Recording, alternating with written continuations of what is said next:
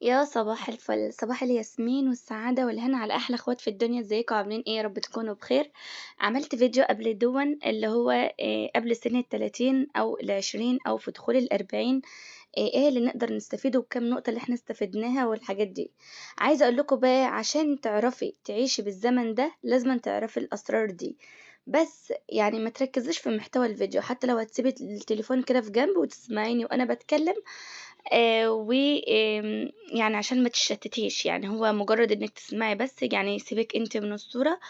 فقُلت إن أنا أنوّه يعني عشان الموضوع بتاع الفيديو اللي فات كان يعني إيه، كُلّه ركّز في الصورة ما ركّزوش في الكلام. المهم عايزة أقول لكم بعض النقاط هتعرفيها، لإنِّك الزمن اللي إحنا فيه ده مش زي أي زمن، لأ ده زمن يعني إيه، ليه واجبه شوية. عايزة أقول لِك بقى بُصّي في النُقط اللي أنا هاقولها لِك، وأنتِ كمان لو اتعلمتِ حاجة في الزمن ده فيدينا في التعليقات عشان إحنا كمان نستفيد منِّك وناخد خبرة إحنا كمان. أول نقطة اوعي أو يعني ركّزي في كلام الناس، كلام الناس لا بيقدّم ولا بيأخّر. يعني مهما تعملي الحلو برضُك وِحشة، تعملي الوِحِش برضُك مش هيعجب الناس. فأنتِ اعملي اللي يرضيكِ أنتِ واللي شايفاه صح واللي يرضي ربنا، وعارفة إن أنتِ ماشية في الطريق الصح. سيبِك بقى اللي يقول يقول واللي يعيد يعيد. حُطّي كُلّه تحت رجلِك ودوسي عليه واطلعي على طول، يعني كإنّهم إيه، كلامهم سلِّم اطلعي عليه. تمام، لإنِّك مهما تعملي مش هتعجبي حد. وكل يعني كل حد ليه ناس بتكرهه وليه ناس بتحبه، فمش كل الناس هتتّفق عليكِ. دي أول نقطة. تاني نقطة الثقة. الثقة مش لأي حد تدّيها له. مش أي حد يقول أنا باحبِّك، أنا باعت لِك كذا أو جايب لِك كذا أو هاعمل لِك كذا أو كده، لأ، تثقي فيه بسهولة. ياما اتخدعنا واتخذلنا من ناس كتير. فخلّي الثقة ديًا ليكِ وبس. صحتِك رقم 1. صحتِك رقم 1، وده طبعًا تحطّي تحتها ألف خط. لإن الصحة دي مش ببلاش، مش أي حد هيدّي لِك صحته يقول له خديها.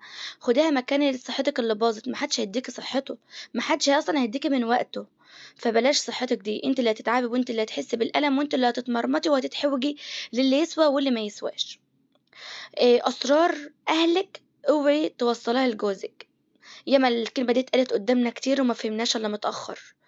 يعني الكلمة بتاعة أهلي وعملوا، وعملوا وابقى زعلانة منهم واروح أقول لجوزي، وجوزي فيما بعد لمّا يتشاكل معانا يقول لنا مش دول اللي كانوا كذا، مش دول اللي عملوا فيكِ كذا، هو أنا أنسى أخوكِ لمّا اتكلم عليَّ كذا.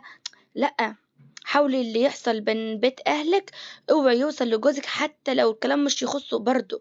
حتى لو حاجة مزعلاكِ، جوزِك بيمسكها عليكِ الزلة وبيقولها لِك في وقت أنتِ منكسرة فيه بتبقي عايزة تسمعي الكلمة الحلوة، لأ، ده هو بيزيدِك أكتر وبيعكنن عليكِ أكتر إن هو عرف أي سر من أسرار أهلِك.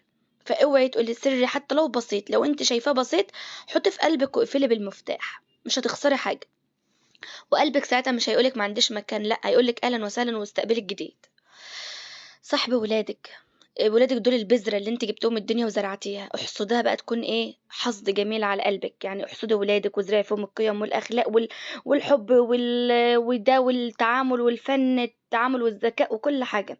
فصاحبي ولادِك ووصلي لتفكيرهم، لإن الزمن اللي هُم فيه ده غصب عنهم مش زي زمنِك. إحنا زمنهم دلوقتي فيه التكنولوجيا والتليفونات والكمبيوتر والمواقع والحاجات، إحنا ما كانش على أيامنا الكلام ده خالص. فحاولي تصاحبي ولادِك وتعيشي سنهم. انزلي من سنِّك لسنّهم شوية، واسمعي منهم، وصاحبيهم وخلّيهم صحابِك وحبايبِك واخواتِك وأهلِك وناسِك. أعيش براحة بال بعيد عن كل شخص يتعبني. أي شخص يتعبِك عيشي براحة بال بعيد عنّه. عيشي لنفسِك. بلاش إن هو يتعبِك ويقرفِك وكل شوية مشاكل من ناحيته، كل شوية تعب أعصاب، كل شوية حاجات مقريفاني من ناحيته. طب وليه؟ عيشي براحة بال. عيشي مرتاحة، العمر واحد. يعني اسمعي وطنّشي وسيبي الكلاب تنبح، وتجاهلي أي حد يجيب سيرتِك، أو مثلًا تبقي قاعدة كده وتسمعي مثلًا حد جايب سيرتِك بقى وبيتكلم عنِّك وما أعرفش إيه، لأ، اسمعي وطنّشي. ما تقعديش تحققي كتير ولا تبرّري، لإن ما حدش يستاهل. ربنا اللي فوق شايف وعالم ومُطّلع. بس أنتِ عايزة أكتر من كده إيه؟ يعني أنتِ يعني قولي أنا عندي رب كريم، عندي رب كبير أحسن من إن يكون عندي هَم. فدول اعتبريهم هموم، وربنا اللي كبير وقادر إن يجيب لِك حقِّك منهم. إن الوقت بيعدّي وإن العمر بيعدّي وما فيش رجوع. يعني أعيش بمزاجي بقى مش بمزاج حد. فخلّي الوقت اللي يعدّي عليكِ، يعدّي عليكِ وأنتِ يعني بمزاجِك أنتِ. يعني إن ما فيش يعني وقت يعني حد هييجي مثلًا يعني يدّيكِ وقته أو يدّيكِ سعادة من سعادته ولا أي حاجة، لأ خلّي الوقت اللي بيعدّي عليكِ العُمر يعني أو يعني أي ساعة دقيقة ثانية تعدّي عليكِ عدّي وأنتِ مبسوطة فيها، وتعيشيها بمزاجِك أنتِ مش بمزاج حد، مش حد يحكمِك اصحي من النوم اعملي كذا، منة قالت لي اصحي من النوم اعملي كذا هاعمل كذا، لأ أنتِ اللي شايفة نَفْسِك هتمشي إزاي، أنتِ اللي شايفة يومِك هيعدّي إزاي، ممكن أقول لِك تفاصيل حياتي وواحدة جنبِك تقول لِك تفاصيل حياتها ومش تناسبِك. اعملي اللي يناسبِك على مزاجِك أنتِ، شوفي نفسِك جميلة في كل حالاتِك، إنِّك تكوني محبوبة من الكل دي حاجة كويسة جدًا، هتبقى لآخرتِك فيما بعد، وهتلاقي الناس بتدعي لِك بالخير، فخلّيكِ تكوني محبوبة في وسط المجتمع اللي حواليكِ، أي حد تشوفيه حتى لو هتبتسمي في وشه بتكسبي صدقة، وفي نفس الوقت تكون سيرتِك حلوة وطيبة، وقدّمي الحلو وما تستنيهوش يرجع. اوعي تستنيه يرجع لان في الزمان ده الزمن اللي احنا فيه ده ما تكذبي اي حد يقولك هيرجع لا اعمليه وارميه في البحر وعند ربنا ما بيروحش يعني اعملي اي حاجة خير وارميها في البحر وما تستنهوش انا عملت الانسان حاجات حلوة بس انا مش هستنى منه لانه مش هيرجعهولش مهما تعملش سواء قليل كتير مش هيرجعلك انك تنامي وانت مسامحة كل اللي ظلمك دي طبعا تبقى انت ست بصي مية مية كده يعني زي ما بيقولوا دي احلى حاجة انك تنامي وانت مسامحة كل اللي ظلمك لان قلبك طيب اوعي تسوديه ولا تقسيه من اي موقف عدى في حياتك وظلمك فيه احتسبيه عند ربنا ما بيروحش ان اي حد يظلمني جه عليا خلي قلبي يعني خلاص انا اتعلمت من الموقف ده قلبي بقى اسود قلبي بقى قاسي ما كل ده انت هتزرعيه جواكِ، هتبقى جواكِ ما عادش هتصدّقي حد، ما اعرفش هتبقى قلبِك أسود، هيطلع كل ده على ولادِك، أنتِ اللي هتخسري كل اللي حواليكِ، لإنِّك سوّدتِ قلبِك من موقف أو من ناس ما تستاهلش، أثّرت على حياتِك أنتِ، فبلاش تأثّري في حياتِك بسبب ناس زي دي، احتسبيهم عند ربنا وقولي حسبي الله ونعم الوكيل، وبلاش إنِّك تسوّدي قلبِك، سيبي قلبِك أبيض زي ما ربنا خلقِك بيه، بلاش تروحي له بيه وهو أسود. ازرعي بولادك كل حاجة حلوة عشان تحصديها اللي هتزرعيه النهاردة هتحصديه بكرة خلي ولادك مرايتك اللي هتشوفي فيها نفسك وهتفتخري في نفسك لما تشوفي ولادك قدامك كل حاجة يعني ان كل حاجة تاخديها على اعصابك محدش يستاهل بصراحة يعني انا دي ضايقتني دي عملتني دي متضايقة عشانها دي صاحبتي بتشكيلي من امها بتشكيلي من اختها طب ما انا هاخد على اعصابي وابقى متضايقة وشايلة همها ومحدش هياخد من صحته والله ما حدش هيديني صحته فبلاش تاخدي اي حاجه على اعصابك بلاش اما يحصل مشكله بينك وبين جوزك تاخدي على اعصابك وتضايقي ولادك وتضايقي اخواتك وتضايقي كل الناس لا فوتي تعرفي فوتي واني بلاش احب قوي ولا تثقي في حد قوي بلاش انك تحب قوي قوي قوي دي بلاش احب بس يعني تحبي بس خليكي في المتوسط لا تحبي قوي عشان هتتخذلي من اللي انت حبتيه قوي وبلاش انك تكرهي قوي برضو يعني الكره قوي بيخلي القلب مش كويس إن خير الأمور الوسط وإنك كل الدنيا فانية محدش هيبقى باقي فيها خالص غير عملك وسمعتك فحافظي عليه خلي سمعتك رقم واحد خلي الناس كلها تشكر فيكي عملك اللي في الآخر هو اللي هيقعد لك إنك خلي إن كل مهما تعملي وتجيبي وتحطي وهجيب وهعمل وهشتري الدنيا دي كلها تحت رجلي اعرفي إنها في الآخر أنت هتسيبي ده كله وهتمشي يعني مهما تعملي احنا الزمن ده بنجري على الفلوس وبنجري عشان نعمل وبنأمن مستقبلنا وبنعمل بس برضك في الاخر احنا برضك مجرد بنعبد ربنا ومجرد عايشين برضك في الدنيا رفاه لكن الاخره هي اللي دايمه فاعملي لاخرتك عشان دي اللي هتبقى موجوده انك تقولي اذكارك عشان يتبني لك قصور في الجنه هي اللي دي تبقى عندك مخلده انما الدنيا ثانيه مش هتاخديها معاك وانت ماشيه للاسف الكفن ملوش جيوب مش هتاخدي حاجه وانت ماشيه فزي ما قلت لك كده انك تعملي قرش ينفعك عشان ما تتحوجيش لحد بعدين لا جوزك بقى ولا ولادك ولا اخواتك ولا معرفش مين لا قرشك اللي هينفعك يعني بصرف ومش بحرم نفسي وبجيب اللي نفسي فيه وبفرفش وبضحك وبجيب بس برضك ما يمنعش انك تشيل حاجة للزمن الزمن اخبر الزمن زفت يعني ممكن لا يحصل اي حاجة فيما بعد هتلاقي نفسك بره لا في بيتك ولا في وسط ولادك ولا حاجة فتلاقي حاجة تنفعك فيما بعد بره فاعملي قرش ينفعك يا حبيبة قلبي لان الزمن مش مضمون حتى لو معاكي ملاك وولادك ملاك ما تعرفيش الزمن في ايه بكره فتموتي يعني بعد الشر عنك ربنا يديك العمر بس تموتي وانت مأمنة نفسك وانت عايشة ملكة احسن ما تموتي وانت مذلولة ومحوجة لأي حد يسوى ولا ما يسواش واللي يعبرك ويقدرك شيليه فوق راسك واللي ينشغل عنك اوعي تفكري فيه اللي يعبرني واللي يسأل عني واللي يقدرني واللي يستحملني في وقت عصبيتي ووقت كده اشيله فوق راسي واحطه فوق راسي واسأل عليه. اللي ينشغل عنك بقى واللي اصلا مش فاضي ويتحجج بحجج وروايات، هو اختار السكة ان هو عايز ينساكي بس بحجج بقى. انت بقى اوعي تفكري بيك ولا تقولوا انت بتسألش عني ليه ولا انا انتوا فين ولا انتوا، لا لا لا لا. اوعي تفكري فيكي خالص، ايا حد مهما كان. اوعي تفكري حد بك، اللي ينشغل عنك مع الف سلامة. الناس مع لولادي حكايات ما ليس بصي هقولك على حاجة، ان سمعي ولادك حكايات، يعني لا حتى لو فيك ما تقوليش انها فيك، يعني قولي ما ليست فيكش. يعني مثلا يعني مثلا انا لو مثلا عندي في حاجه وعايزه اولادي يتعلموا منها، خدت درس في حياتي وعايزه اولادي يتعلموا منها، هم انا راح عامله ايه؟ جايباها مثلا في واحده صاحبتي ده كان فيها اولاد بنات كان في كذا، في كذا حصلت منها كذا والحل كان كذا، فعايزاكم تتعلموا من القصه دي حتى لو الحكايه دي كانت فيك انت. بس دايما تبعدها عنك، يعني تخلي الحكايات بره عنك انت عشان ما يعملوكوش قدوه ويتعلموا منك انت. فتسمعيهم دايما حكايات يستفيدوا بيها، مش اكبر من سنهم، لا حاجات يستفيدوا منها في سنهم. وتكلموا عن الصحاب مهما كان، ما تسكوش وما تحكوش اسرار بيتنا لحد ولا الكلام ده كله. وكمان عايزه اقولك على حاجه، المظهر دايما مطلوب، ان اللي يغلي قيمتك قدام الناس. احنا في زمن زي ما قلت لك اخبر، فالزمن ده كله مظاهر.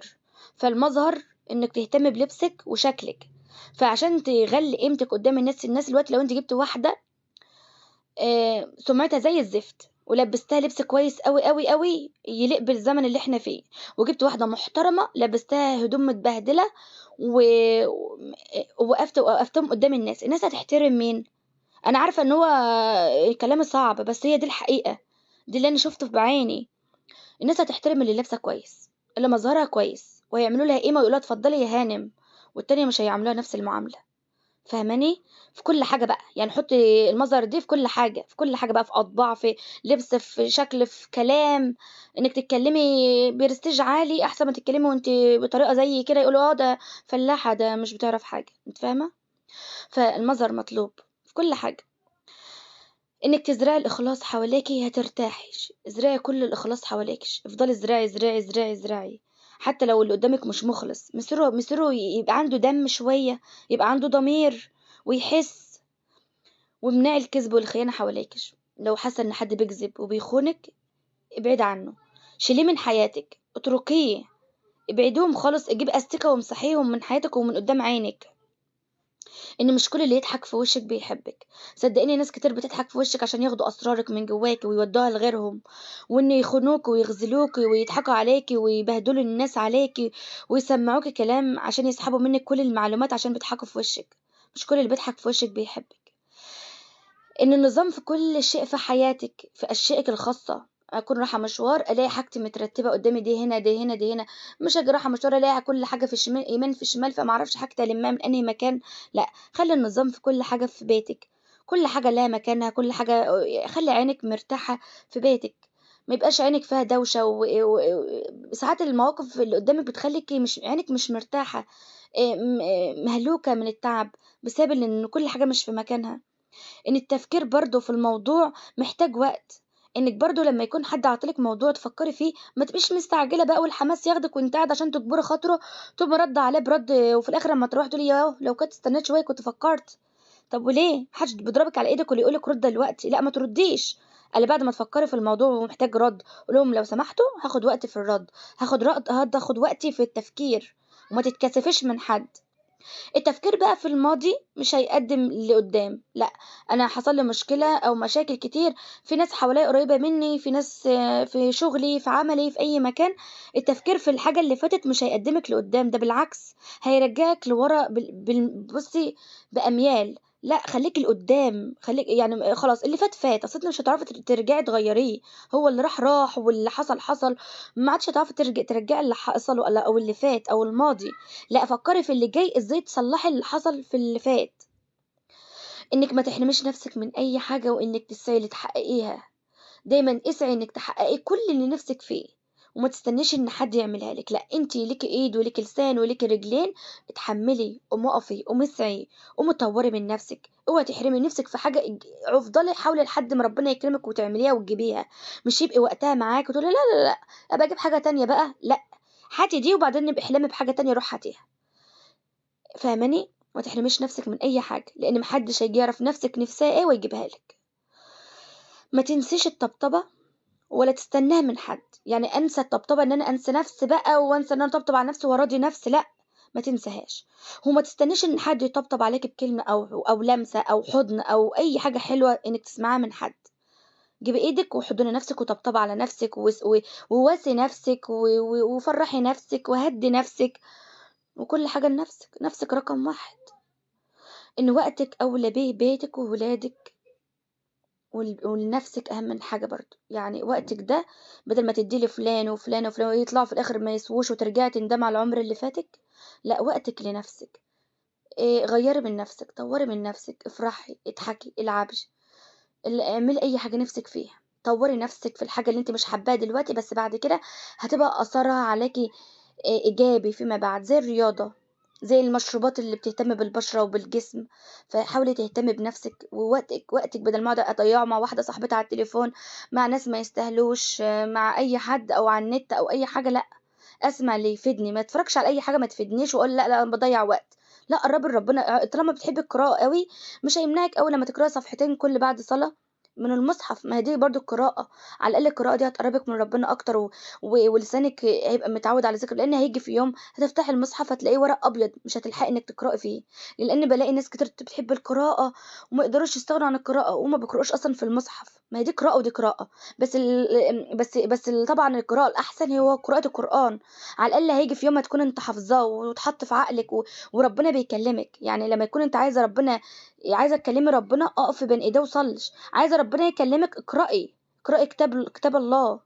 فحاولي بقدر الامكان اقرأي في المصحف وما تهجرهوش.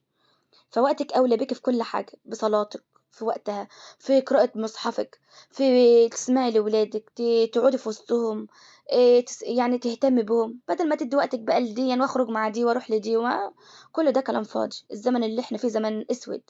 لازم أن يكون الواحد قوي. لازم تكوني قوية، قادرة تقف في وش الريح اللي بتجيلك من كل الناس حواليك اللي بيكرهولك الخير. انك تداري على شمعتك تقيد. انك لما تحبي تفكري في مشروع ما تروحيش تقولي لاي حد حتى لو اقرب الناس ليكش، لان هيستكتروا عليك لو جالك او لو لسه ما جالكيش. هيستكتروا عليك حلمك. لو انت بتحلمي، شوفي هي بتحلم بايه، لعلها وصل لكده انها تحلم بكده، يا بختها، شوفي بتحلم ازاي وانا مش قادره احلم. الحلم نفسه هيستكتروا عليكش. فحاولي تقفي قدام الريح، حاولي تكوني قوية قدام أي حد. هتكوني جواكي ضعيفة ومنكسرة وكده، بس خليكي برضو قوية. بيني لهم إن أنت قوية وعينك حمرا، إنك مش أي حد يضحك عليك ولا أي حد يقدر يدخل ولا يضايقك ولا يكسرك ولا يعجزك ولا يجي يمك. اسمعوني، أنا أخدت خبرة كتير من واقع حياتي. أي نعم، أنا عندي 34 سنة، واللي بيسمعني على الفيسبوك كان اسمي منة. عندي 34 سنة شفت في حياتي الظلم وقهر وكسرة نفس ومش أي حاجة حصلت على مزاجي. نص عمره كله راح في الفاضي. نص عمره كله ما اخترتوش بمزاجش. للأسف الدنيا اللي فرضتها عليا. عشان كده أنا عايزة أعلمكم وأعلم كل بنت تدخل في أي مرحلة من العمر، تعتبر العمر ده رقم بس مش سن. انت سنك حتى لو عندك 50 سنة، قولي إن لسه صغيرة، قومي تمتعي بشبابك وبحياتك، وإن اليوم اللي هيعدي عليك من النهاردة يوم جديد، بداية جديدة لحياتك، عمر جديد ليكي. اوعي تفكري في الماضي ولا تبص لورا. خليكي ماشية لقدام. انت ما بتيجي ماشية بتبص وراكي، لا، انت بتفضلي ماشية قدامك وتبص قدامك. فخليكي ماشية قدامك. يا رب يكون الفيديو بسيط وعجبكم. شير الفيديو لاصحابك لغيرك يستفيد. حطوا لايكاتكم الجميلة. والسلام عليكم ورحمة الله وبركاته.